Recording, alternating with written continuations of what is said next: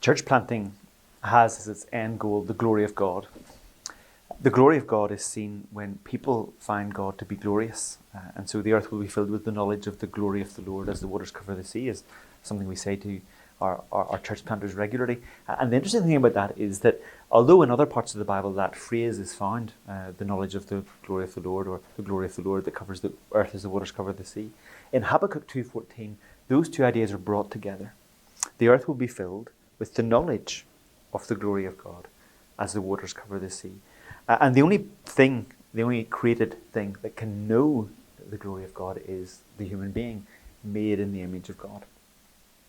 And so if we want God to be glorified in church planting, then what we're aiming at is human beings created in the image of God, knowing and recognizing and admitting and worshipping the glory of God. It's interesting when Paul is talking about his ministry of church planting in 2 Corinthians 4, verses 1 to 6. It's an amazing passage to study if you want to study what Paul's motivation was in church planting.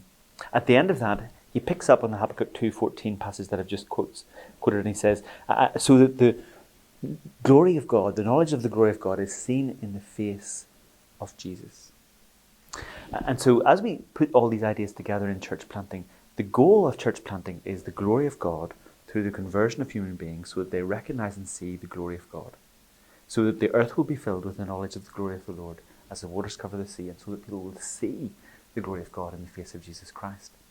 And so what we're doing when we church plant is we're going into places where Christ is neither named nor known, and we're calling people to see the glory of God in the face of Jesus Christ so that they can be converted to that, to turn away from idols to the living God, as Paul says in 1 Thessalonians chapter 1.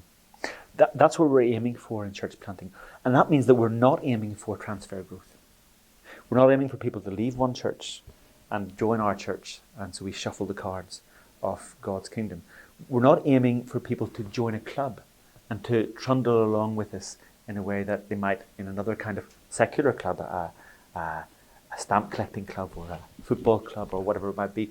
We're aiming for people to see the glory of God in the face of Jesus and to turn from the idols that they worship to the living and true God that they can find in Jesus.